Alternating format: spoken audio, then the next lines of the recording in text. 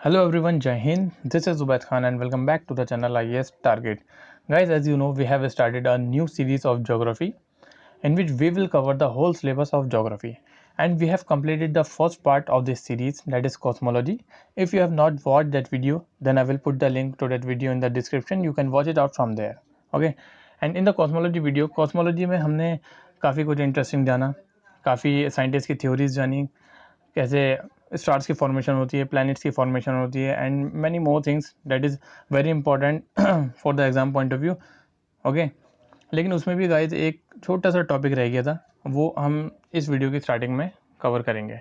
ठीक है, तो वीडियो में लास्ट तक ज़रूर बने रहिएगा और वीडियो को प्लीज़ लाइक ज़रूर करना अगर आपको पसंद आए, अगर नहीं आया तो डिसलाइक करना और सब्सक्राइब एंड शेयर। ठीक है, तो guys let's complete the remain topic. तो हमें पता है हमारे सोलर सिस्टम में 8 प्लैनेट्स हैं। ठीक है, लेकिन 2006 से पहले हमें क्लासेस में क्या पढ़ाया जाता था? हमें पढ़ाया जाता था कि हमारे सोलर सिस्टम में 9 प्लैनेट्स हैं इंक्लूडिंग प्लूटो। लेकिन 2006 के बाद IAU that is international astronomical union,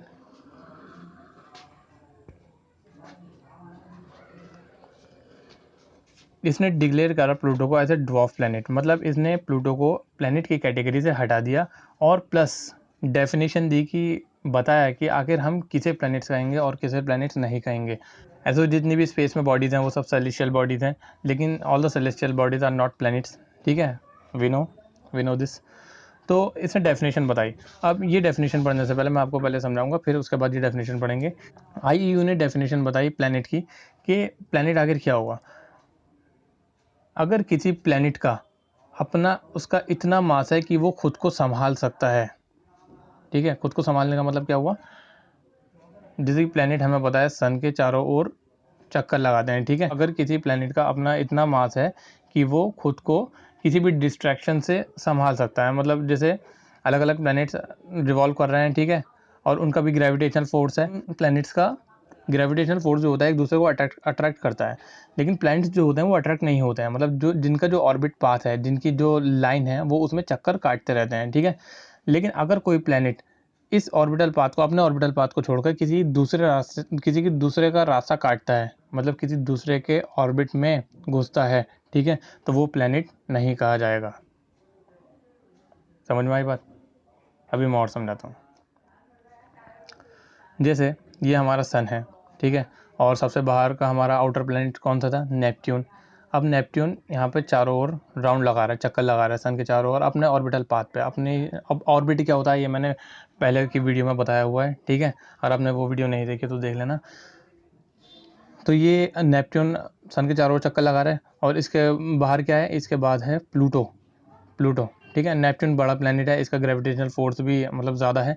ठीक है, तो जिससे क्या हुआ, ये प्लूटो को अट्रैक्ट कर दिया इसने। मतलब ये नेपट्यून का पाथ है, नेपट्यून लगा रहा है और फिर प्लूटो इसके बाहर लगा रहा है, तो प्लूटो राउंड करते करते करते करते ये इसके पाथ में आ गया। ठीक है, इसने इसका रास्ता काट दिया, जैसे बिल्ली रास्ता काट देती है ऐसे ही प्लूटो ने क्या किया? नेपट्यून का रास्ता काट दिया। ठीक है, तब IAU ने बताया कि अगर किसी प्लैनेट ने, अब इसमें डेफिनेशन पढ़ते हैं, must have the sufficient mass to hold itself, मतलब प्लैनेट का अपना इतना सफिशिएंट मास होना चाहिए कि वो खुद को संभाल सके किसी भी डिस्ट्रैक्शन से अगर को। ठीक है ना, समझ गए? And must not intersect the orbit of the planet before completing one revolution, किसी जो और प्लैनेट्स हैं वो अपना रिवोल्यूशन जो कंप्लीट कर रहे हैं उनका ऑर्बिट में नहीं घुसना चाहिए। Must not intersect the orbit of the other planet before completing one revolution. Okay guys, अभी हमने देखा कि किसको प्लैनेट्स कहेंगे और किसको प्लैनेट्स नहीं कहेंगे। हमने प्लैनेट्स की डेफिनेशन देखी और ये क्वेश्चन पूछा जाता है इससे। ठीक है ना, तो ये आप ध्यान रखना इसका। ठीक है, तो अभी हमने पढ़ा कि प्लैनेट्स की डेफिनेशन क्या होती है, प्लैनेट्स की डेफिनेशन किसको कहेंगे किसको नहीं कहेंगे। तो अभी हम अपने प्लैनेट से बाहर हैं, अब अपने प्लैनेट पर आ जाते हैं, अर्थ पर आ जाते हैं, अपना प्यारा प्लैनेट। ठीक है, तो अर्थ पे आ जाते हैं। तो सबसे पहले हम देखते हैं कि अर्थ की एज कितनी है। सबसे पहले हम अर्थ पर आ गए तो अब अर्थ की उम्र देखते हैं, आखिर हमारी अर्थ जहाँ पर हम रह रहे हैं वो आखिर कितनी पुरानी है। ठीक है, तो इसके लिए टेक्निक होती है, एज जानने के लिए टेक्निक होती है जिसे रेडियो एक्टिव डेटिंग कहते हैं। ओके, ये बात यहाँ तक क्लियर है। अब ये जो इसके 3 मेथड होते हैं, मेजर 3 मेथड हैं, लेकिन इसके कई मेथड हैं, लेकिन मेजर जो मैंने बताया है, मेन जो है वो 3 है। पहला C14, इसको तो आपने बहुत सुना होगा, इसका नाम कार्बन डेटिंग जिसे कहते हैं, C14। ये क्या होती है, ये ऑर्गेनिक मैटर जो होते हैं ना, वो कितने पुराने हैं, उनकी एज कितनी है, वो जानने के लिए जो हम यूज़ करते हैं उसे कहते हैं C14, यानी कार्बन डेटिंग मेथड। आपने हिस्ट्री में पढ़ा होगा और जगह जगह आपने पढ़ा होगा। दूसरी है UPB डेटिंग। यू का मैं आपको बता देता हूँ, यूरेनियम। पीबी क्या होता है, ठीक है, पीबी कैसे कहते हैं, आप नीचे कमेंट में बताना, ओके, और कमेंट ज़रूर करना। UPB डेटिंग यानी यूरेनियम पीबी डेटिंग, ये कब यूज़ करते हैं, ये रॉक्स की एज जानने के लिए यूज़ करते हैं, यानी पत्थर आखिर कितना पुराना है, वो कितना पुराना है वो जानने के लिए हम UPB डेटिंग यूज़ करते हैं। लेकिन इसमें एक कंडीशन है, अगर पत्थर 1 लाख साल पहले का है तब उसकी एज जानने के लिए तब ये यूज़ करते हैं, ओके। और जो इनमें सबसे बेस्ट है, best to know the age of rocks, ये मैंने लिखा हुआ भी है। पत्थरों की एज जानने के लिए सबसे बेस्ट जो मेथड है वो है KAR डेटिंग। अब KAR क्या है, K यानी पोटेशियम, AR यानी आर्गन, पोटेशियम और ऑर्गन। इसमें क्या होता है, इसमें इस मेथड में क्या होता है, इस मेथड में गाइज हम कि पत्थर के अंदर यानी रॉक के अंदर, किसी रॉक के अंदर उसमें ऑर्गन की क्वांटिटी कितनी है, यानी ऑर्गन कितना है, प्लस उसमें पोटेशियम कितना है, तो उसके हिसाब से इनका एक मेथड होता है, उसके हिसाब से ये जानते हैं कि ये पत्थर कितना पुराना होगा, ओके। अब सबसे बड़ा क्वेश्चन यहाँ पे जो उठता है वो ये उठता है कि आखिर हमने पता कैसे करी कि हमारे अर्थ की एज इतनी है, ठीक है। कोई इतना पुराना आदमी तो होगा नहीं जो अर्थ बनी और वो आदमी भी बना और फिर उससे साइंटिस्ट ने पूछा कि अर्थ इतनी पुरानी है, उसने बताया हाँ इतनी पुरानी है, ठीक है, ऐसा तो नहीं हो। तो गाइज क्योंकि हमें पता है हमारी अर्थ जो है वो सोलर सिस्टम का पार्ट है, और सोलर सिस्टम स्पेस में है, और स्पेस में कई पत्थर इधर उधर मतलब घूमते रहते हैं, ऑर्बिट से बाहर आ जाते हैं, कोई मेटेरॉइड्स जो होते हैं जो हमारी अर्थ पे टकराते हैं, ठीक है, अर्थ पे जो टकराते हैं, अर्थ पे गिरते हैं, उनके थ्रू, प्लस चांद पे जो हम जाते हैं उसके पत्थर के थ्रू हमने अंदाज़ा लगाया, क्योंकि मेटेरॉइड्स में भी क्रस्ट होता है, मेंटल होता है, कोर होती है, और प्लस हमारे अर्थ में भी कोर भी है, क्रस्ट भी है और मेंटल भी है। अब ये क्या होता है, ये सब आगे वाली मतलब आने वाली वीडियोस में आपको पता चलेगा, बहुत डिटेल में बताऊंगा, ठीक है। तो उनके हमारे साइंटिस्ट ने ये अंदाज़ा लगाया और ये जाना कि 4.6 बिलियन ईयर्स अगो है हमारी अर्थ की जो एज है वो 4.6 बिलियन ईयर अगो, ठीक है। लेकिन दूसरी लाइन में ही मैंने ये लिखा है रॉक्स ऑफ द अर्थ, जो अर्थ के जो पत्थर हैं, अर्थ पे जो पत्थर पाए जाते हैं, जो रॉक्स हैं, उनकी एज तो 3.9 बिलियन ईयर से अगो है और अर्थ की एज 4.6 बिलियन ईयर अगो है। तो ये कैसे, तो ये ऐसे, देखिए सबसे पहले जो बना था ये सब कुछ, जो मतलब प्लैनेट कैसे बना, ये मैंने पहले वाली वीडियो में सब कुछ मैंने डिटेल में बताया हुआ है, तो अब वो वीडियो ज़रूर देखना, ठीक है। तो हाँ, मैं कह रहा था कि 3.9 बिलियन ईयर अगो और ये 4.6 बिलियन ईयर अगो। तो जब कोई प्लैनेट की फॉर्मेशन होती है तो सबसे पहले उसका नीचे का तो पार्ट बनता है, सबसे बीच का पार्ट, और बीच का पार्ट क्या है, सबसे अंदर का पार्ट क्या है, वह है कोर। सबसे पहले कोर बनी होगी, ठीक है, कोर, फिर मेंटल, फिर क्रस्ट। क्रस्ट जो है हमारे सबसे ऊपर ऊपर का जो लेयर है वो क्रस्ट है, ओके। तो साइंटिस्ट ने जो ये अंदाज़ा लगाया है इस एज का, वो क्रस्ट का है जो सबसे बाद में बनी, यानी न्यू, और ये जो है ये पहले का है, ठीक है। तो इसलिए ये 3.9 बिलियन ईयर अगो है और ये 4.6 बिलियन ईयर अगो है, ओके। तो हमने प्लैनेट्स क्या होते हैं, कौन कौन से प्लैनेट्स होते हैं, कौन कौन से प्लैनेट्स नहीं होते हैं, ये भी जाना, और प्लैनेट्स की एज कैसे जानते हैं, यानी हमने अर्थ की एज भी जानी। अब हम अपने अर्थ का जो शेप है, ठीक है, हमारे प्यारे अर्थ का जो शेप है वो जानते हैं कि वो कैसा है। बहुत से लोगों के मुँह से आपने ये कहते हुए सुना होगा कि दुनिया तो गोल है, कहीं भी पहुँच जाओ दुनिया तो गोल है तो अभी हम जानेंगे कि दुनिया गोल है, चाकोर है, अंडाकार है, स्फेरिकल है, कैसी है, इलिप्टिकल है, वगैरह वगैरह एटसेट्रा, ये सब हम जानेंगे। अभी आपको पता चल जाएगा कि दुनिया गोल है, चाकोर है, क्या है आखिर, कैसा शेप है, ओके। तो शेप ऑफ द अर्थ, तो हमारी अर्थ का जो शेप है वो गोल नहीं है, वो जियोइड है। अब देखिए ये हमारी अर्थ का जो शेप है ये जानना कि जियोइड है, ये एक फैक्ट हो गया, लेकिन ये जियोइड कैसे है, ये अगर हम जानेंगे तो वो एक कॉन्सेप्ट हो गया। और हमने स्टार्टिंग में ही एक दूसरे से प्रॉमिस किया था कि हम जो ज्योग्राफी समझेंगे वो कॉन्सेप्ट पर ज़्यादा ध्यान देंगे, कॉन्सेप्ट पर फोकस करेंगे, ना कि सिर्फ फैक्ट्स पर। क्योंकि बड़े बड़े एग्जाम जो UPSC CDS और CAPF असिस्टेंट कमांडेंट का एग्ज़ाम होता है उसमें कॉन्सेप्चुअल पूछते हैं, ना कि फैक्ट। अब आपसे ये थोड़ी पूछेंगे कि अर्थ का शेप कैसा होता है, जियोइड होता है, स्फेरिकल होता है, सर्कल होता है या फिर रेक्टेंगुलर होता है, ऐसा नहीं पूछेंगे। लेकिन फिर भी आगे के कॉन्सेप्ट के लिए ये जानना बहुत ज़रूरी है, तो इसलिए ठीक है। तो जियोइड होता है, जियोइड क्यों होता है ये मैंने हिंदी में लिखा हुआ है गाइस, ठीक है, क्योंकि मेरे नोट्स हैं तो इससे मुझे बहुत अच्छे से समझ में आता है इस वजह से। तो देखिए हमारे अर्थ का जो शेप है ना, वो मैं आपको बना के दिखाता हूँ। अरे यार ये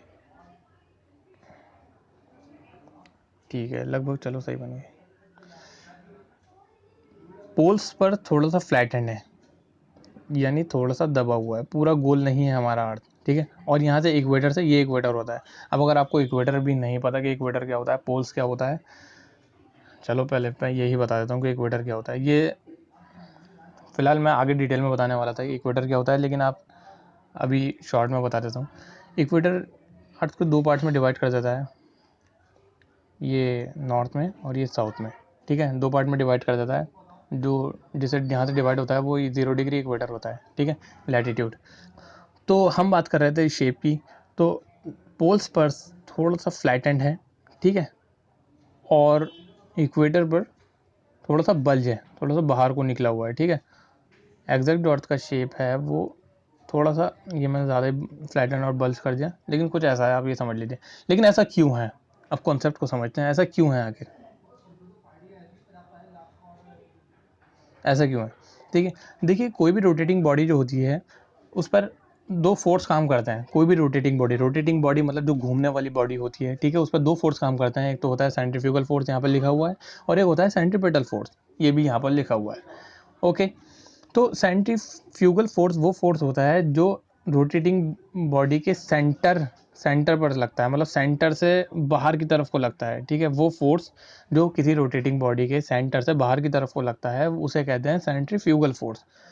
तो यहाँ पर अब डेफिनेशन जो मैंने लिखी है यहाँ पर पढ़ते हैं। देखो ऐसा फोर्स जो किसी भी रोटेटिंग बॉडी के सेंटर से बाहर की तरफ साइड लगता है वो that is called centrifugal force. अब सेंट्रीपेटल फोर्स कौन सा फोर्स होता है, सेंट्रीपेटल फोर्स वो फोर्स होता है जो बाहर से अंदर की तरफ को लगता है, सेंटर की तरफ को लगता है रोटेटिंग बॉडी के, ठीक है। तब सेंट्रीफ्यूगल फोर्स जो सेंटर से लगता है, अब ये बाहर की तरफ को लगता है, ठीक है। और सेंट्रीफ्यूगल फोर्स ज़्यादा इक्वेटर पर लगता है। इक्वेटर कहाँ से, जो अभी मैंने आपको बताया था 0 डिग्री बीच में जो होता है। अब जब ये बीच में ज़्यादा लगता है यानी इक्वेटर पर ज़्यादा लगता है, तो जिसकी वजह से ये जो पार्टिकल हैं अर्थ के, ये बाहर को फैल जाते हैं, बाहर को फैल गए, ठीक है। सेंट्रीफ्यूगल फोर्स की वजह से थोड़ा सा बाहर को फैल गए ये, ओके। किसकी वजह से, सेंट्रीफ्यूगल फोर्स की वजह से। और अब ये फ्लैटन क्यों हो गया, ये हो गया सेंट्रीपेटल फोर्स की वजह से। अब centripetal force more on poles, ज़्यादा जो लगता है सेंट्रीपेटल फोर्स ये पोल्स पर ज़्यादा लगता है, ठीक है। जिसकी वजह से इसने ये क्या करता है, जो पोल्स के जो पार्टिकल्स हैं वो इसने अंदर को कर दिए, जिसकी वजह से यहाँ का जो शेप है, जियोइड शेप है, ये फ्लैटन हो गया पोल्स की तरफ से, ठीक है। अब हमने इसका शेप के बारे में पढ़ लिया, अब इसकी रेडियस के बारे में पढ़ते हैं। रेडियस जो, अब लेकिन इसकी रेडियस तो अलग है, क्योंकि जियोइड शेप की वजह से इक्वेटोरियल रेडियस अलग होगी और पोलर रेडियस अलग होगी। इक्वेटोरियल रेडियस ज़्यादा होगी क्योंकि बल्ज है ना, और पोलर रेडियस कम होगी क्योंकि फ्लैट एंड है, ठीक है। इक्वेटोरियल रेडियस मैंने यहाँ पर लिखा है 6378 kilometre and polar radius 6356 kilometre. अब आपके लिए ये क्वेश्चन है, ये आपको दिख ही गया होगा, why polar radius is less than equatorial radius. आखिर मैं भी देखता हूँ आपका दिमाग कितना चलता है। Why polar radius is less, मतलब पोलर रेडियस यहाँ पर कम क्यों है, ठीक है, और इक्वेटोरियल रेडियस ज़्यादा क्यों है पोलर रेडियस से, तो वो आप सर इसका कमेंट बॉक्स में देना, ओके। तो अभी हमने देखा कि अर्थ का हमारे शेप कैसा है, क्यों है ऐसा शेप, ये सब हमने देखा। अब हम अर्थ के अपने रोटेशन की बात करते हैं। रोटेशन क्या होता है, रोटेशन का मतलब क्या होता है, रोटेशन का मतलब होता है अपने ही एक्सिस पर घूमना, ठीक है। जैसे मान लो मैं यहाँ पर अभी बैठा हूँ, अब मैं खड़ा हुआ और खड़े खड़े मैं घूम गया पूरा, ठीक है, 360 डिग्री पे घूम गया, तो मैंने ये क्या किया, मैंने ये रोटेट किया अपने आप को, मैंने ये रोटेशन किया, इसे हम क्या कहेंगे, इसे रोटेशन कहेंगे, ठीक है। अब अर्थ का जो रोटेशन होता है वो एक रोटेशन यानी पूरा जो एक अर्थ घूमती है, ठीक है, वो कितनी देर में घूमती है, 23 आवर्स 23 घंटे में, 23 आवर्स 56 मिनट 4 सेकेंड में एक रोटेशन कंप्लीट करती है। अब क्वेश्चन ये आता है कि आखिर किस डायरेक्शन में घूमती है, तो यहाँ पे लिखा हुआ है वेस्ट टू ईस्ट डायरेक्शन में घूमती है। और रोटेशन स्पीड, अब आपसे यहाँ पर क्वेश्चन पूछा जा सकता है और पूछा भी गया है एक्चुअली कि रोटेशन स्पीड जो होती है वो अर्थ की सबसे ज़्यादा कहाँ पर होती है और सबसे कम कहाँ पर होती है, यानी मैक्सिमम कहाँ पर होती है और लीस्ट कम कहाँ पर होती है। तब आपको पता लग जाएगा। जैसे मान लो मैं यहाँ पर खड़ा हूँ, मतलब कोई भी यहाँ पर खड़ा है, ठीक है। अब उसका ये हाथ है, हाथ में कोई चीज़ है। अब ये पूरा रोटेट करता है तो कितनी, ये पूरा रोटेट किया मतलब पूरा घूमा, ठीक है। और जब ये घूमा तो इसका सिर भी घूमा होगा, इसकी खोपड़ी भी घूमी होगी, ठीक है। तो स्पीड सबसे ज़्यादा कहाँ पर होगी, सबसे ज़्यादा स्पीड यहाँ पर होगी, क्योंकि इसमें डिस्टेंस ज़्यादा है, ठीक है, और यहाँ पर डिस्टेंस कम है। एज इट इज़, अब आपको समझ में आया होगा, अर्थ के इक्वेटर पर डिस्टेंस ज़्यादा है, ठीक है। तो यहाँ पर इक्वेटर पर मैक्सिमम स्पीड होगी रोटेशन की। और पोल्स पर, ये इसकी खोपड़ी, ये अर्थ की पोल है, पोल्स हैं, नॉर्थ पोल और साउथ पोल। पोल्स पर क्योंकि ये सिर्फ एक पॉइंट है, आप इसको समझिए, पॉइंट पर घूम रहा है सिर्फ, मतलब पॉइंट घूम रहा है, तो पॉइंट को तो बहुत कम टाइम लगेगा घूमने में। तो सबसे कम स्पीड जो होगी वो यहीं पर होगी, यानी पोल्स पर सबसे कम स्पीड होगी, और सबसे मैक्सिमम स्पीड जो होगी वो इक्वेटर पर होगी। ऑलराइट, आई होप आपको समझ में आ रहा होगा, और अगर अच्छा लग रहा है तो वीडियो को लाइक करना मत भूलिएगा, और अपने दोस्तों के साथ या फिर किसी के भी साथ शेयर ज़रूर करना, ठीक है। अब क्वेश्चन यहाँ पर यह है कि आखिर हमने अर्थ के शेप के बारे में बात कर ली कि अर्थ का शेप ऐसा होता है, जियोइड होता है, यहाँ से फ्लैटेंड होता है, यहाँ से बल्ज होता है, ठीक है। लेकिन और हमने अर्थ का रोटेशन के बारे में बात कर ली कि वेस्ट टू ईस्ट घूमता है, हमें ये भी पता चल गया कि वेस्ट टू ईस्ट घूमता है। लेकिन क्वेश्चन यह है कि अर्थ ऐसे ही घूमती है क्या, मतलब जैसे यहाँ पर बनी हुई है ऐसे घूमती है सीधी? So the answer is no, ऐसे नहीं घूमती है। 23.5 डिग्री यहाँ पर ये देखिए लिखा हुआ है axial inclination of earth on its axis 23.5 degree. अब इसका क्या मतलब हुआ, ये बाद में पढ़ना, पहले मैं आपको शुद्ध हिंदी भाषा में समझा देता हूँ और उसमें अच्छे से समझ में आता है ना। तब बाद में आप ये पढ़ेंगे तो आपको बाद में फिर और समझ में आ जाएगा इससे। लेकिन पहले मैं आपको समझाता हूँ कि जैसे फॉर एग्ज़ाम्पल मैं यहाँ पर खड़ा हूँ, मतलब कोई भी यहाँ पर खड़ा है, ठीक है, ऐसा मैं हूँ नहीं कोई भी यहाँ पर खड़ा है, ठीक है। अब ये क्या करता है, ये थोड़ा सा जो इसकी एक्सिस दिया है सीधा खड़ा है। अब ये late me change the colour, कौन सा लूँ, ये लेता हूँ। अब ये थोड़ा सा झुक जाता है अपने एक्सिस से, ये अपने एक्सिस पर खड़ा है। अब एक्सिस क्या होता है ये भी मैंने पीछे वाली वीडियो में बताया हुआ है। तो अब ये अपने एक्सिस से थोड़ा सा झुक जाता है, ठीक है। तब इससे एक्सिस, अब इसका और इसके एक्सिस के बीच एंगल कितना बना, 23.5 डिग्री। एज इट इज़ अर्थ जो है वो ऐसे है, टिल्टेड है थोड़ी सी, 20 नॉर्थ पोल ये है और साउथ पोल ये है, और ये 23.5 डिग्री झुकी हुई है, ठीक है। लेकिन इसके ऑर्बिटल प्लेन से कितना एंगल बनता है, ये बनता है 66 डिग्री, 66.5 डिग्री। अब ये पढ़ते हैं axial inclination of the earth on its axis 23.5 degree. Okay, ये समझ में आ गया। Orbital inclination of the earth on its orbital plane 66.5 degree. Okay, ये भी समझ में आ गई, ठीक है। पहले मैं आपको हिंदी में समझा दिया, फिर उसके बाद ये पढ़ा, समझ में आ गया होगा। लेकिन अगर अब भी अगर आपका कोई भी डाउट है, किसी भी तरह का टॉपिक से रिलेटेड कोई भी डाउट है, तो नीचे कमेंट में ज़रूर करिएगा, ठीक है। अब हमें ये भी पता चल लिया कि अर्थ सीधी नहीं घूमती है, अर्थ थोड़ी टिल्टेड घूमती है 23.5 डिग्री, ठीक है। 23.5 डिग्री टिल्टेड होती है, थोड़ी सी वो घूमती है। लेकिन अब बात करते हैं जो कि मैं आपको बता रहा था पहले, अगर हम अर्थ को, ये हमारी अर्थ है, इसके दो पार्ट कर दें, अर्थ का जो शेप है स्फेरिकल मान लीजिए, ठीक है, स्फेरिकल। अब स्फेयर है, अगर मैं इसको दो पार्ट में डिवाइड कर देता हूँ हॉरिजॉन्टली, इसको अलग कर दूँ, इसको अलग कर दूँ, तो ये क्या हो जाएगा, ये हो जाएगा हेमिस्फेयर, ठीक है। और हेमिस्फेयर हो गया। हेमी का मतलब क्या होता है, हेमी का मतलब होता है हाफ, स्फेयर का मतलब गोला, अर्धगोला, ठीक है। Late me change the colour first, I like red. तो ठीक है, यहाँ तक बात क्लियर हुई। ये होगा हमारा ऊपर का नॉर्दर्न हेमिस्फेयर, और ये हो गया हमारा सदर्न हेमिस्फेयर। ये हमने हॉरिजॉन्टली इसको डिवाइड करा था। ओके, अभी तो हमने इसको हॉरिजॉन्टली डिवाइड करा था, अब हम इसको वर्टिकल डिवाइड करेंगे, ठीक है। वर्टिकल जब हम इसको डिवाइड करेंगे तो इसको हम कहीं से भी कर सकते हैं, ठीक है, वर्टिकली 0 डिग्री, क्योंकि इसका हर मतलब इसका एक स्टैंडर्ड है ठीक है। तो प्राइम मेरिडियन से हम करेंगे, प्राइम मेरिडियन से करते हैं, दैट इज़ 0 डिग्री, ठीक है, 0 डिग्री से करेंगे। और हालांकि ये लॉन्गिट्यूड्स मैं बताऊंगा मैं आपको सब कुछ, अभी मैं यहाँ पर आपको फिर भी बता रहा हूँ। तो 0 डिग्री प्राइम मेरिडियन से इस साइड में जो है वो हो गया हमारा वेस्टर्न हेमिस्फीयर, और प्राइम मेरिडियन से इस साइड में हमारा हो गया ईस्टर्न हेमिस्फीयर।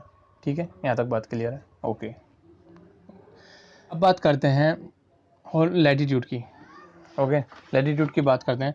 लैटिट्यूड क्या होता है गाइस? ये एक हॉरिजॉन्टल लाइन है ऑन ग्लोब, इमेजिनरी, ये एक्चुअल में होती नहीं है। ये जब आपने ग्लोब देखा होगा, ठीक है, ग्लोब देखा होगा आपने, ऐसा करके होता है, ऑफिस में होता है, कई जगह होता है, ठीक है। तब आप अगर ध्यान से देखेंगे तो आपको ऐसे डॉट डॉट डॉट डॉट करके, ऐसा करके लाइनें दिखाई देंगी, ठीक है। जो हॉरिजॉन्टल लाइन होती हैं, इमेजिनरी लाइन होती हैं, एक्चुअल में हर जगह होती नहीं है। अगर आपने देखी हो तो बताना, लेकिन एक्चुअल में ऐसी होती नहीं है। तो लैटिट्यूड जो होता है, जैसे कि मैंने बताया अभी, कि इमेजिनरी लाइन होती है और हॉरिजॉन्टली लाइन होती है, ठीक है, ऑन ग्लोब। अब ये क्यों होती है? इक्वेटर से कोई भी जगह कितने डिस्टेंस पर है, उसके हिसाब से जो हम कैलकुलेट करते हैं, एंगुलर डिस्टेंस उसे कहते हैं। एंगुलर डिस्टेंस जो हम कैलकुलेट करते हैं उसे कहते हैं लैटिट्यूड। अब मैं समझाता हूँ। जैसे कि हमारी अर्थ है, ठीक है, ये हमारा 0 डिग्री इक्वेटर लैटिट्यूड है, ठीक है। अब हमें इक्वेटर से देखना है कि कोई जगह कहाँ पर है, कितने डिस्टेंस पर है। यहाँ से हमने एक एंगुलर डिस्टेंस बनाया, 1 डिग्री कर दो इसको। यहाँ से एक बनाया, 1 डिग्री कर दो इसको। यहाँ से लाइन ड्रॉ कर दी, हो गया हमारा 1 डिग्री लैटिट्यूड। अब ऐसे ही 2 degree, 3 degree, 4 degree, 5 degree, 90 degree latitude, ठीक है। समझ में आया? अभी मैं इसको और डिटेल में समझाऊंगा, नहीं समझ में आया तो कोई बात नहीं, कोई बात नहीं, अभी हम आगे और समझेंगे डिटेल में। तो दो लैटिट्यूड के बीच का जो डिफरेंस होता है गाइस, सॉरी डिस्टेंस होता है, वो होता है 111 किलोमीटर। और ये सेम होता है, हर लैटिट्यूड के बीच का जो डिस्टेंस होता है वो सेम होता है, 111 किलोमीटर, 111 किलोमीटर, ठीक है। अब बात यह है कि क्वेश्चन पूछा जाता है कि टोटल लैटिट्यूड, बहुत से लोगों को नहीं पता होता कि आगे टोटल लैटिट्यूड्स होते कितने हैं। तो टोटल लैटिट्यूड 90 ऊपर, ठीक है, 1 2 3 4 ऐसा करके 90 ऊपर नॉर्दर्न हेमिस्फीयर में, और ऐसा करके 90 नीचे। 90 + 90 होगा 180, लेकिन एक को 0 डिग्री भी तो है, उसको भी जोड़ेंगे तो होगा 181 लैटिट्यूड। लेकिन अगर पोल्स को हम माइनस कर दें, एक्सक्लूड कर दें, पोल्स को हटा के कितने लैटिट्यूड है, पोल्स को हटा के 181 में 2 माइनस कर दें, 179 लैटिट्यूड।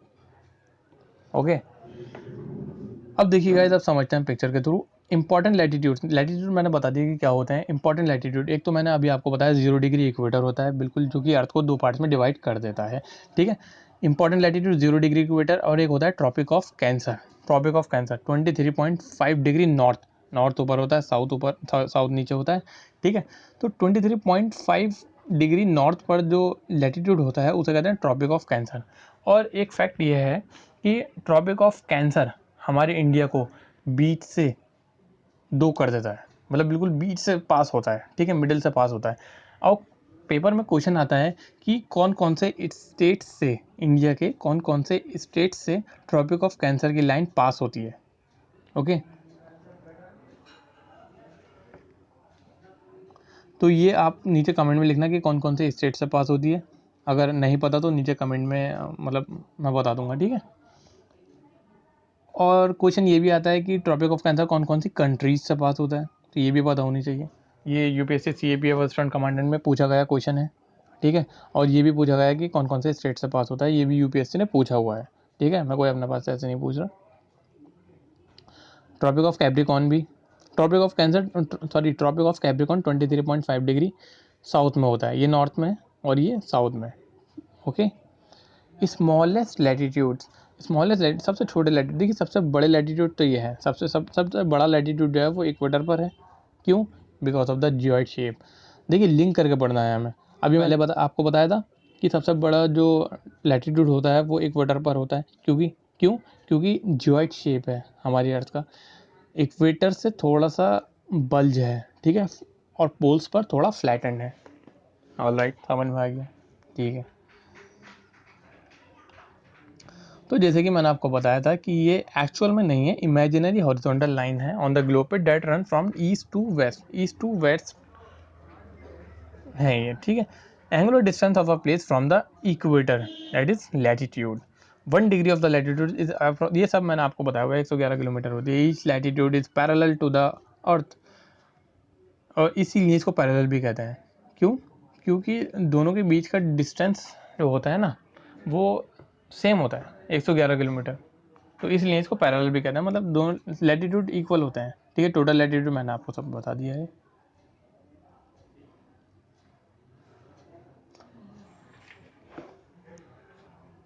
तो गाइज अभी हमने लैटिट्यूड के बारे में जाना, अब हम लॉन्गिट्यूड्स क्या होते हैं वो समझते हैं। तो जैसे कि वो भी इमेजिनरी लाइन होती है, और ये भी इमेजिनरी लाइन, लेकिन ये वो हॉरिजॉन्टल होती हैं और ये वर्टिकल होती हैं। वर्टिकल ऐसे, ठीक है, horizontal like this is also angular distance of a place from the prime meridian. Prime meridian is a 0 degree longitude, ये अभी हम आगे और डिटेल में पढ़ेंगे, डोंट वरी।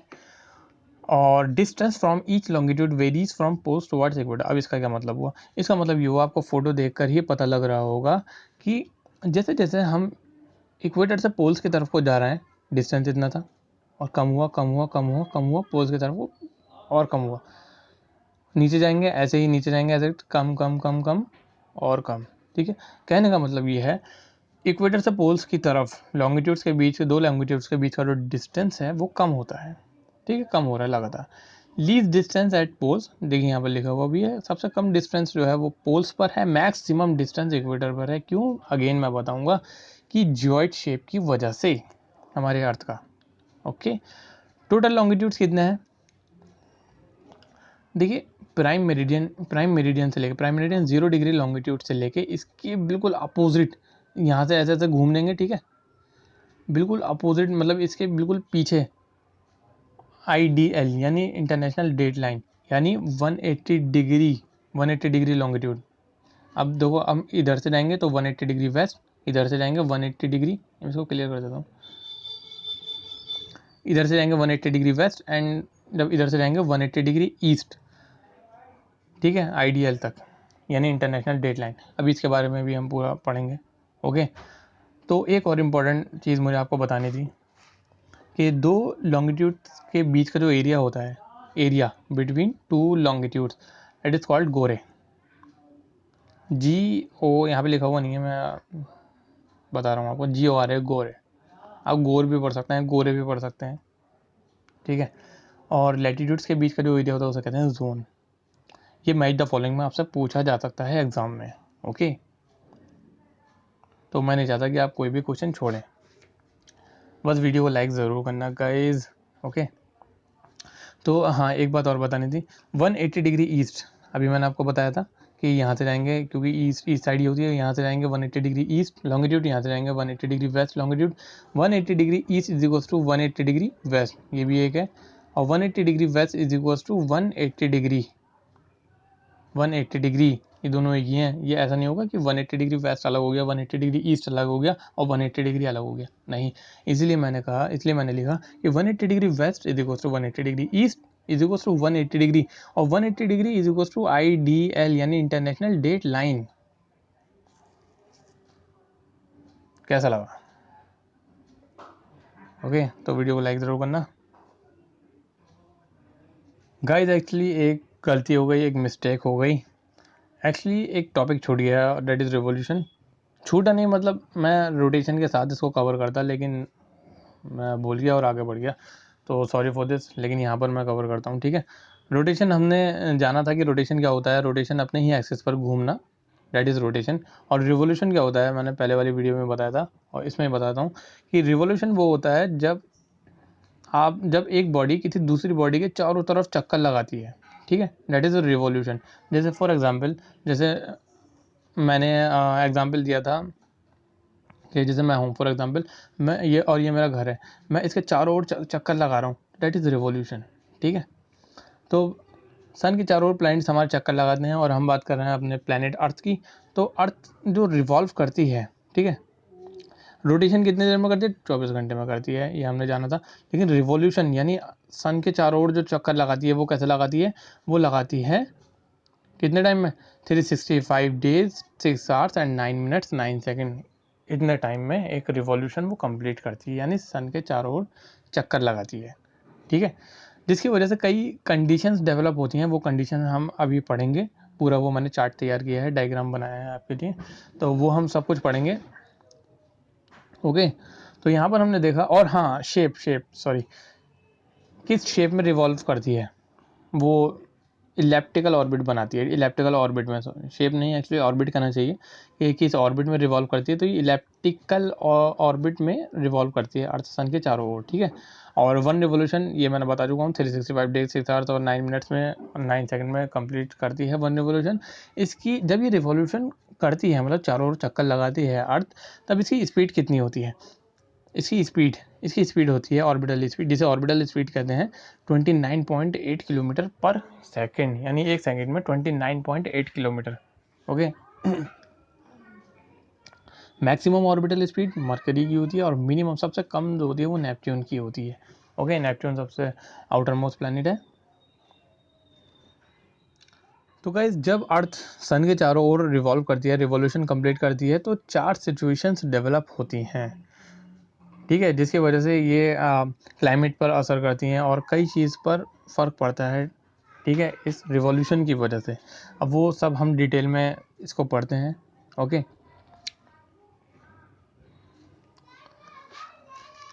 तो सबसे पहले शुरुआत करते हैं सॉल्स्टिस की। सॉल्स्टिस क्या होता है? देखिए, जून के महीने में सन की जो रेज होती हैं, क्योंकि हमें पता है ये सब, इसीलिए मैंने आपको ये पहले बता दिया कि अर्थ टिल्टेड क्यों होती है, कितनी होती है। ठीक है, बिकॉज अर्थ टिल्टेड होती है, तो सन की जो रेज होती हैं जून के महीने में डायरेक्ट ट्रॉपिक ऑफ कैंसर पर पड़ती हैं। ट्रॉपिक ऑफ कैंसर क्या होता है? एक मिनट में आपको इसका डायग्राम दिखाता हूँ। तो गाइस, इस डायग्राम के थ्रू आप बहुत अच्छे से समझ पाएंगे, लेकिन इससे भी पहले मैं आपको थ्योरी समझाऊंगा कि सॉल्स्टिस क्या होता है, सॉरी, कि सॉल्स्टिस क्या होता है और इक्विनॉक्स क्या होता है। ठीक है, इक्विनॉक्स क्या होता है, सॉल्स्टिस क्या होता है, इससे पहले वो समझेंगे, फिर उसके बाद ये समझेंगे। ठीक है, और इसके भी बाद जो मैंने खुद डायग्राम बनाया है उसमें ज़्यादा डिटेल मैंने लिखी है कि आखिर 6 महीने दिन और 6 महीने रात, जो हम सुनते हैं कि अंटार्कटिका में और आर्कटिक में, नॉर्थ पोल साउथ पोल में 6 महीने दिन रहती हैं, 6 महीने रात रहता है, तो वो कैसे रहता है, क्यों रहता है, और वो सभी कुछ डिटेल मैंने लिखी हुई है। लेकिन पहले मतलब शुरुआत करते हैं। ठीक है, पहले बेसिक से शुरुआत करते हैं। तो यहाँ पर हम समझते हैं कि आखिर समर सॉल्स्टिस क्या होता है। तो देखिए, सॉल्स्टिस जो होते हैं, सॉल्स्टिस कुछ नहीं, एक सिचुएशन है। Solstice nothing but a situation, और ये 2 बार होती है। ठीक है, एक तो समर सॉल्स्टिस और दूसरा होता है विंटर सॉल्स्टिस। 21 जून को समर सॉल्स्टिस होता है, प्रोनाउंस करने में प्रॉब्लम हो रही, और 22 दिसंबर को, 22 दिसंबर में विंटर सॉल्स्टिस होता है। ठीक है, अभी क्या होता है, सन की जो वर्टिकल रेज हैं, ठीक है, क्योंकि अर्थ हमारी रिवॉल्व कर रही है, ये बात हम पहले ही क्लियर कर चुके हैं, तो सन की जो रेज होती हैं वो डायरेक्ट पड़ती हैं ट्रॉपिक ऑफ कैंसर पर। ट्रॉपिक ऑफ कैंसर कहाँ है? 23.5 डिग्री नॉर्थ पर, 23.5 डिग्री नॉर्थ पर। ठीक है, तो सन की जो रेज होती है, और हमारे इंडिया से वो ट्रॉपिक ऑफ कैंसर बीच से पास होता है, तब तो 21 जून को ट्रॉपिक ऑफ कैंसर पर सन की डायरेक्ट रेज पड़ती हैं। ठीक है, और ट्रॉपिक ऑफ कैंसर कहाँ है? नॉर्दर्न हेमिस्फीयर में है। ठीक है, इक्वेटर से ऊपर है, इक्वेटर से ऊपर नॉर्दर्न हेमिस्फीयर होता है, इक्वेटर से नीचे सदर्न हेमिस्फीयर होता है, ये भी हम पढ़ चुके हैं। ठीक है, मैं एक बार और रिपीट कर रहा हूँ कि vertical rays tropic of cancer पर पड़ती हैं। ठीक है, मैं इसलिए रिपीट कर रहा हूँ ताकि आपको और ज़्यादा समझ में आए। अगर सन की रेज ट्रॉपिक ऑफ कैंसर पर पड़ेंगी, वो भी डायरेक्ट, तो गर्मी कहाँ पर होगी? गर्मी नॉर्दर्न हेमिस्फीयर में होगी। सन की रेज पड़ेंगी तो दिन कहाँ पर निकलेगा? नॉर्दर्न हेमिस्फीयर में निकलेगा। ठीक है, जहाँ जहाँ सन की रेज पड़ती हैं वहाँ वहाँ दिन होता है, ऑब्वियसली बात है। जहाँ जहाँ नहीं पड़ेंगी वहाँ वहाँ रात हुई। ओके, इसी वजह से continuous sun rays on the north pole for 6 month, north pole पर जो सबसे ऊपर ये होता है। ठीक है, अभी मैं डायग्राम के थ्रू आपको और अच्छे से समझाऊंगा, लेकिन यहाँ पर आप भी समझिए। ट्रॉपिक ऑफ कैंसर पर डायरेक्ट सन की रेज पड़ रही हैं। ठीक है, नॉर्दर्न हेमिस्फीयर में है। ठीक है, अब यहाँ पर पड़ती रहेंगी 6 महीने तक यहाँ पर दिन रहेगा। अगर जब यहाँ पर 6 महीने तक दिन रहेगा नॉर्थ पोल पर, तो साउथ पोल पे क्या रहेगा? Let me change the colour. Okay, south pole पर क्या रहेगा, साउथ पोल पर 6 महीने रात रहेगी। क्यों? क्योंकि सन की रेस तो डायरेक्ट वहाँ पर पड़ रही हैं, ट्रॉपिक ऑफ कैंसर पर पड़ रही हैं। ठीक है, कंटिन्यू, हाँ यहाँ पर लिखा हुआ भी, continuous nights on the south pole for 6 month. कर्क संक्रांति आती है, जब भी आती है। ठीक है, विंटर सॉल्स्टिस के बारे में पढ़ते हैं, 22 दिसंबर में होता है। Vertical rays on tropic of capricorn, यहाँ पर कहाँ पर पड़ रहे हैं, यहाँ पर ट्रॉपिक ऑफ कैप्रिकॉन पर पड़ रही हैं। ट्रॉपिक ऑफ कैप्रिकॉन कहाँ है, 23.5 डिग्री नॉर्थ पर है। Tropic of cancer, tropic of capricorn कहाँ है, 23.5 डिग्री साउथ पर है। अब डायरेक्ट रेज कहाँ पर पड़ रही हैं, नीचे को। यहाँ पर ट्रॉपिक ऑफ कैप्रिकॉन है, यहाँ पर इक्वेटर है बीच में, और ये है ट्रॉपिक ऑफ कैंसर। ठीक है, सन की जो रेज पड़ रही हैं, इस सन की रेज डायरेक्ट यहाँ पर पड़ रही हैं ट्रॉपिक ऑफ कैप्रिकॉन पर। तो सदर्न हेमिस्फेयर में ज़्यादा हीट होगी, जब सन की रेज, सूरज की किरणें जो होंगी वो यहाँ पर पड़ेंगी, तो गर्मी भी यहाँ पर होगी। ठीक है, continuous night on north pole. अब यहाँ पर जब यहाँ पर सन की रेज नहीं पड़ेंगी, कितना हो गया, कितना डिस्टेंस हो गया यहाँ से, बहुत डिस्टेंस हो गया। ठीक है, सन की जो रेज होती हैं वो ट्रॉपिक ऑफ डायरेक्ट रेज, जो डायरेक्ट रेज की मैं बात कर रहा हूँ, सन की जो रेज होती हैं वो सिर्फ ट्रॉपिक ऑफ कैंसर से कैप्रिकॉन तक रहती हैं, डायरेक्ट रेज। ठीक है, चलिए अपने टॉपिक पर आते हैं। Continuous nights on the north pole for 6 month, 6 महीने तक नॉर्थ पोल पर यहाँ पर रात रहेगी। ठीक है, अब मकर संक्रांति जब भी आती है, मतलब विंटर में आती है ना, 22 दिसंबर, विंटर सॉल्स्टिस। अब पढ़ते हैं इक्विनॉक्स क्या होता है। जो मैंने आपको डायग्राम दिखाया था उसमें दो चीज़ें थी, एक तो सॉल्स्टिस और एक इक्विनॉक्स। सॉल्स्टिस हम समझ चुके हैं, इक्विनॉक्स की हमें अब बारी है अब समझने की। ठीक है, इक्विनॉक्स क्या होता है सॉरी, जैसे नाम से ही कुछ ऐसा लग रहा है कि कुछ बराबर बराबर होगा, इक्विनॉक्स है इक्वल, कुछ बराबर बराबर होगा ऐसा लग रहा है। ठीक है, तो इसमें क्या होती है, डायरेक्ट रेस पड़ती हैं, सन की जो रेस होती हैं वो डायरेक्ट कहाँ पर पड़ती हैं, इक्वेटर पर। इक्वेटर कहाँ है, बीच में है। ठीक है, इक्वेटर पर पड़ती हैं डायरेक्ट। इक्विनॉक्स दो बार होता है। ठीक है, एक तो 21 मार्च को और एक 23 सितंबर में। जब इक्विनॉक्स होता है तब पूरी अर्थ पर बराबर दिन होते हैं, बराबर रात होती हैं। यानी 12 घंटे का दिन, 12 मतलब ये है 12 घंटे का दिन, 12 घंटे की रात। ऐसा नहीं है कहीं पे 6 महीने दिन चल रहा है और कहीं पे 6 महीने रात चल रही है। At this position neither of the pole is tilted toward the sun, ना कोई पोल झुका हुआ होता है सन की तरफ को जो डायरेक्ट रेज उस पर पड़ेंगी। ठीक है, so the whole earth experience equal days and equal nights. अब थोड़ा इस डायग्राम को समझते हैं। ठीक है, तो जैसे कि हमने अभी समझा था कि सन की रेज जब, यहाँ पर थोड़ा सा उल्टा हो गया, समर सॉल्स्टिस 21 जून को समर सॉल्स्टिस होता है। ठीक है, जब सन की rays direct tropic of cancer पर पड़ती हैं। अब ये यहाँ से फिर अर्थ घूमेगी, ऐसे घूमी घूमी फिर ऊपर गई। जून, जुलाई, अगस्त, सितंबर, 23 सितंबर आया, इक्विनॉक्स आया। फिर सितंबर, अक्टूबर, नवंबर, दिसंबर विंटर सॉल्स्टिस आया 22 दिसंबर को। फिर दिसंबर, जनवरी, फरवरी, मार्च, 21 मार्च आ गया, फिर इक्विनॉक्स आया। फिर ऐसे ये साइकिल चलते रहती है, रिवोल्यूशन चलता रहता है। ठीक है, क्लाइमेट चेंज होते रहते हैं और बहुत सारी कंडीशन चेंज होती रहती है।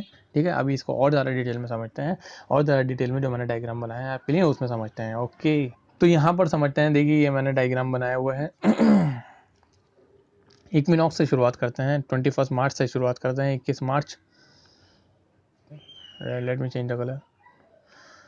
तब ठीक है, 21 मार्च को क्या हुआ है, जैसे हमने बताया था सन की रेज जो होती हैं डायरेक्ट इक्वेटर पर पड़ती हैं। ओके, इक्वल डे होता है, इक्वल नाइट होती हैं। ओके, ये भी है, होल वर्ल्ड सब जगह। ठीक है, फिर मार्च, अप्रैल, मई, जून आती है। ठीक है, अर्थ रिवॉल्व करते करते करते करते इधर पहुंचती है। अब सन की रेज कहाँ पर पड़ती हैं, डायरेक्ट पड़ेंगी कहाँ पर, ट्रॉपिक ऑफ कैंसर पर। ऊपर ये जो 3 लाइनें बनाई हैं मैंने, बीच में इक्वेटर है, ऊपर कैंसर है, नीचे कैप्रिकॉर्न है। सन की रेज जो होगी, सन की रेज कैंसर पर पड़ेंगी। ठीक है, हमारे इंडिया से ट्रॉपिक ऑफ कैंसर बीच से पास होता है। कौन कौन से स्टेट से पास होता है मैंने अभी आपको पूछा था, कि नीचे आप कमेंट में ज़रूर लिख कर बताना। ठीक है, पेपर में आता है, नहीं पता होगा तो फिर मैं बताऊँगा। 21 जून को ये होता है, ठीक है। सन की rays directly on tropic of cancer लिखा हुआ है।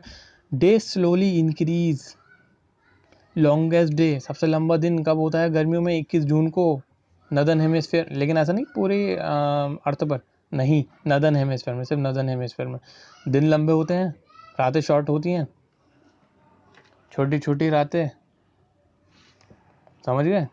छोटी रातें होती हैं और दिन काटे नहीं कटते, सॉरी। तो दिन लंबे होते हैं और रातें छोटी होती हैं। अब इसका रीज़न क्या था ये आप समझ गए होंगे, ठीक है। नदर्न हेमिस्फीयर में क्यों? क्योंकि सन की रेज जो होती हैं वो डायरेक्ट ट्रॉपिक ऑफ कैंसर पर पड़ती हैं, जिसकी वजह से दिन जो है, जिसकी वजह से देर तक दिन रहता है। मतलब इसका मतलब क्या हुआ, सन की रेज जो होती हैं वो ज़्यादा देर तक रहती हैं, ठीक है, जिसकी वजह से दिन ज़्यादा देर तक रहता है और रात जो होती है वो शॉर्ट होती है।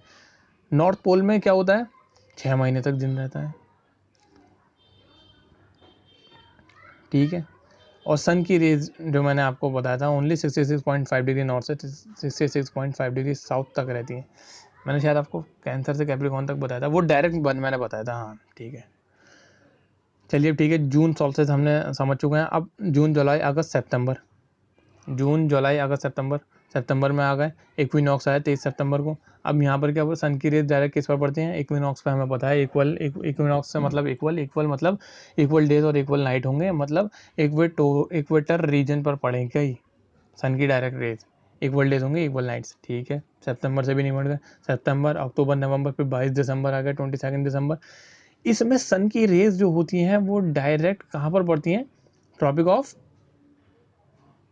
कैप्रिकॉर्न पर, ठीक है। अब इसमें बहुत इंटरेस्टिंग फैक्ट आपको पता चलेगा कि आपने ये सुना होगा या फिर शायद नहीं सुना होगा कि, चलिए पहले मैं ये बताता हूँ। सन की रेज होती हैं वो डायरेक्ट ट्रॉपिक ऑफ कैप्रिकॉर्न पर पड़ती हैं, ठीक है, टिल एंटार्क्टिका तक, एंटार्क्टिक तक। और साउथ पोल पर क्या होता है, 6 महीने तक दिन रहता है। क्यों? क्योंकि साउथ पोल नीचे है और नीचे तो सन की रेज जा रही हैं, ठीक है। नॉर्थ पोल पर रात रहती है, ऊपर रात रहती है 6 महीने तक, नीचे दिन रहता है। और इसी, ऑस्ट्रेलिया कहाँ है? ऑस्ट्रेलिया हमारा सदर्न हेमिस्फेयर में है, ठीक है। और इसीलिए जो क्रिसमस आता है 25 दिसंबर में आता है क्रिसमस, नदर्न हेमिस्फेयर में तो ठंड में आता है, हमारे यहाँ तो ठंड में आता है क्रिसमस, ठीक है। लेकिन सदर्न हेमिस्फेयर में क्रिसमस गर्मियों में आता है। क्योंकि ये कुछ इंटरेस्टिंग फैक्ट पता चला, क्योंकि सन की rays direct tropic of cancer पर पड़ती हैं, यानी सदर्न हेमिस्फेयर में सन की रेज पड़ती हैं, इसीलिए क्रिसमस ऑस्ट्रेलिया वाले गर्मियों में मनाते हैं, ठीक है। अब थोड़ा और ऊपर चलते हैं, दिसंबर नहीं, हमने पूरा कर लिया, दिसंबर से फिर मार्च आ गया। ऐसे ही रिवॉल्यूशन चलता रहेगा, ठीक है। तो रिवॉल्यूशन मैं उम्मीद करता हूँ कि आपको अच्छी तरीके से और सभी को समझ में आ गया होगा। और प्लीज़ वीडियो को लाइक ज़रूर करना और अपने दोस्तों के साथ शेयर ज़रूर कीजिए, ठीक है। और चैनल को सब्सक्राइब भी कर देना। तो guys, Greenwich meridian time, Greenwich meridian यानी 0 डिग्री यानी प्राइम मेरिडियन, ये कहाँ से पास होता है, ये भी क्वेश्चन पूछा जाता है, ठीक है। तो इसकी एक ट्रिक बनाई थी मैंने, यूके फ्रेंड सैम बाइस टोगो एंड घाना। घाना एक कंट्री है, टोगो कंट्री है, और बी से बुर्किनो फासो, ये सब कंट्रीज़ हैं। आप मैप में ये कंट्री ज़रूर देखना, ठीक है। और मैंने एक और ट्रिक बनाई थी, USA FBM TG, बस ये, ठीक है। टोटल 8 कंट्रीज़ हैं जहाँ से ग्रीनविच मेरिडियन पास होता है। ग्रीनविच मेरिडियन कहाँ है? लंदन से है, ठीक है। प्राइम मेरिडियन यहाँ से पास होता है, ठीक है। कौन कौन सी कंट्रीज आती हैं? ये आती हैं, ठीक है। अब एक जो बहुत ज़रूरी बात, longitude and concept of time. आगे टाइम अर्थ जो हमारी, हमने जाना कि रोटेट होती है, रिवॉल्यूशन करती है, रोटेशन करती है, लेकिन आखिर कितनी देर में करती है, ठीक है। तो एक रोटेशन यानी पूरा 360 डिग्री 360 डिग्री घूमना, अब ये कितनी देर में घूमती है? 24 आवर्स में घूमती है, ये हमें पता है, पूरे एक दिन में, मतलब 24 आवर्स में, 24 घंटे में 360 डिग्री घूम जाती है, 360 डिग्री। एक घंटे में कितनी घूमेगी, यानी 1 आवर में कितनी डिग्री घूमेगी? तो 1 आवर में कितना घूमेगी? 360/24, ये मैंने किया हुआ है। और इसको डिवाइड कर देंगे, 4 से डिवाइड किया, 4 6 24, 4 9 36, 400, फिर 6 1 6 6 5 30, यानी 15 डिग्री आ गया, ठीक है। 1 आवर में यानी एक घंटे में 15 डिग्री घूमेगी। एक घंटे में कितने मिनट होते हैं? 60 मिनट होते हैं, ठीक है। अब एक घंटे में 15 डिग्री घूमेगी, तब एक डिग्री कितने मिनट में घूमेगी? एक डिग्री जो घूमेगी 60 मिनट, 1 आवर में 60 मिनट होते हैं, 60/60 15 कर दिया हमने, 15 1 15, 15 4 60। अब तो हमें पता चल गया 1 डिग्री जो घूमती है वो 4 मिनट में घूमती है, और हमें ये पता है वेस्ट टू ईस्ट घूमती है। ठीक है, अब इसका कुछ थियोरेटिकल पार्ट कर लेते हैं। ये यहाँ पर लिखो earth rotate 360 degree in 24 hours. Okay, पता है, पता चल गया। Distance rotated by earth in 1 hour 60 minute, 360 upon 24 15 आया। Time taken in each 1 degree 60 upon 15 equals to 4 minutes. अब देखिए मूविंग ईच 15 डिग्री यानी 15 डिग्री में अभी हमने पीछे पढ़ा था कि 15 डिग्री घूमती है 1 आवर में, यानी 1 घंटे में, हर 1 घंटे में 15 डिग्री घूम रही है। ठीक है, moving each 15 degree towards east of prime meridian will increase the time by 1 hour. Moving, एक बार और पढ़ता हूँ, moving each 15 degree towards east, west to east घूम रही है, ईस्ट की तरफ को जो घूम रही है तो टाइम इंक्रीज होता है, ये आप ध्यान रखिए। अभी मैं आपको और अच्छे से समझाऊंगा। और वेस्ट की तरफ को टाइम डिक्रीज होता है। ठीक है, ईस्ट की तरफ को हम जाएंगे एक दिन गेन कर लेंगे, और वेस्ट की तरफ को हम जाएंगे तो एक दिन हमारा वेस्ट हो जाएगा, वेस्ट हो जाएगा। ठीक है, वेस्ट को जाएंगे तो वेस्ट हो जाएगा। ओके, अब देखिए यहाँ पर मैंने डायग्राम बना के समझाया हुआ है। वेस्ट टू ईस्ट, हमें पता है हमारी जो अर्थ है वो वेस्ट टू ईस्ट घूमती है। ठीक है, अब सन की जो रेज होती हैं, सन की रेज पहले कहाँ पर पड़ेगी? ईस्ट पर पड़ेगी, ऑब्वियसली बात है, ईस्ट पर पड़ेगी। ठीक है, तो दिन पहले कहाँ पर निकलेगा? ईस्ट पर निकलेगा। तो जो कंट्रीज ईस्ट पर होंगी, ईस्टर्न हेमिस्फेयर में होंगी, अब ये ईस्टर्न हेमिस्फेयर क्या होता है मैं बता चुका हूँ, वीडियो पीछे करके देख लो अगर नहीं पता हो तो जो कंट्रीज ईस्ट पर होंगी वहाँ पर पहले दिन निकलेगा, वहाँ पर टाइम पहले होगा। सही है, अकॉर्डिंग टू दिस तो यही है, समझ में आ रहा है ना। जो कंट्रीज ईस्ट पर होंगी, सन की रेज यहाँ पर है, ईस्ट वेस्ट टू ईस्ट हमारी अर्थ घूम रही है। ठीक है, और जो कंट्रीज ईस्ट पर होंगी वहाँ पर सन की रेज पहले पड़ेंगे, वहाँ पर दिन पहले निकलेगा। ओके, और हमने अभी पीछे पढ़ा है कि ये हमारा प्राइम मेरिडियन है 0 डिग्री। अब यहाँ से ईस्ट की तरफ को अगर 15 डिग्री ईस्ट घूमती है, फिर हर 15 डिग्री में 1 घंटे घूमती है। ठीक है, 30 डिग्री, 45 डिग्री, 60 डिग्री। तो अगर यहाँ पर 2 बज रहे हैं, मान लो अगर यहाँ पर 2 PM हो रहा है टाइम, ठीक है, तब 1 घंटे बाद ईस्ट में क्या टाइम हो रहा होगा? अगर यहाँ पर ईस्ट में कोई बैठा है आपका, ठीक है, कोई कंट्री में कोई आपका कोई रिश्तेदार बैठा है, तो वहाँ पर क्या टाइम हो रहा होगा? वहाँ पर 1 घंटे ज़्यादा हो रहा होगा, वहाँ पर 3 बज रहे होंगे, क्योंकि हमने अभी पढ़ा है जब ईस्ट साइड में जाते हैं तब टाइम इंक्रीज़ हो जाता है, टाइम आगे बढ़ जाता है। ठीक है, 2 बज होंगे, यहाँ पर 3 बज होंगे 15 डिग्री ईस्ट पर, 30 डिग्री ईस्ट पर 4 बज होंगे, यहाँ पर 5 बज होंगे, यहाँ पर 6 बज रहे होंगे। ठीक है, लेकिन जब वेस्ट में जाएंगे तो यहाँ पर 1 PM हो रहा होगा, यहाँ पर 12 PM हो रहा होगा 30 डिग्री वेस्ट में, यहाँ पर 11 AM हो रहा होगा, यहाँ पर 10 AM हो रहा होगा। अब बात क्लियर हुई? अगर नहीं हुई तो अभी और होगी, अगर बात क्लियर नहीं हुई तो अभी और होगी। ये है हमारी इंटरनेशनल डेट लाइन। अभी इंटरनेशनल डेट लाइन क्या होता है? ठीक है, इंटरनेशनल डेट लाइन ये हमारा प्राइम मेरिडियन यानी 0 डिग्री लॉन्गिट्यूड, इसमें मेन रोड लॉन्गिट्यूड का है। ठीक है, 0 डिग्री लॉन्गिट्यूड है। ठीक इसके अपोजिट, इसके बिल्कुल अपोजिट, इसके पीछे इंटरनेशनल डेट लाइन है। ये टेढ़ी मेढ़ी जो दिख रही है, वो टेढ़ी मेढ़ी क्यों है ये मैं अभी आपको बताऊंगा। ठीक है, इसी से डिसाइड होता है कि कौन सी कंट्री में क्या टाइम हो रहा होगा। ये टेढ़ी मेढ़ी इसलिए है, ये ऐसी जगह पर है ताकि वहाँ पर जहाँ पर मतलब पॉपुलेशन नहीं हो, जहाँ पर लोग नहीं रहते हों। लोग कहाँ पर नहीं रहेंगे? लोग पानी में नहीं रहेंगे। जहाँ पर लैंड कम होगी, लैंड एरिया नहीं होगा, वहाँ पर लोग नहीं रहेंगे। इसीलिए ये जहाँ पर लैंड नहीं है वहाँ से इसको निकाला गया। ठीक है, नहीं तो अगर ये ऐसे सीधी करते थे, यानी एक कमरे में तो 1 जुलाई है और दूसरे कमरे में जून चल रही है, तो ये होता। इंटरनेशनल डेट लाइन के जो ईस्ट में, जो मैंने बताया आपको, हम 1 दिन गेन करते हैं और वेस्ट में 1 दिन हमारा वेस्ट होता है, पीछे चला जाता है। ठीक है, जैसे फॉर एग्जांपल अभी आप और समझेंगे, ये हमारा इंटरनेशनल डेट लाइन है। ठीक है, अब अलास्का में बैठे हुए हैं, यहाँ पे 30 दिसंबर यहाँ पे डेट है। ओके, अब हम अलास्का से रशिया में जाएंगे, तब क्या होगा? हमारा एक दिन वेस्ट हो जाएगा। यानी जो पूरा हमारा 30 दिसंबर की सुबह है, अब सुबह को हम निकले तब यहाँ पर जो हम पहुँचेंगे, ठीक है, वो हमारा 31 दिसंबर होगा मॉर्निंग का, ये ध्यान रखना। यानी यहाँ पर 30 तारीख है, यहाँ पर 31 तारीख हो रही होगी उसी टाइम, ठीक है। वेस्ट में गए तो एक दिन वेस्ट। अब यहीं से अगर हम रशिया से अलास्का में जाएंगे तो एक दिन गेन होगा। ओके, आई होप आपको समझ में आ गया हो। लैटिट्यूड्स मैं आपको बता देता हूँ, हालांकि मैंने अभी बताया भी है।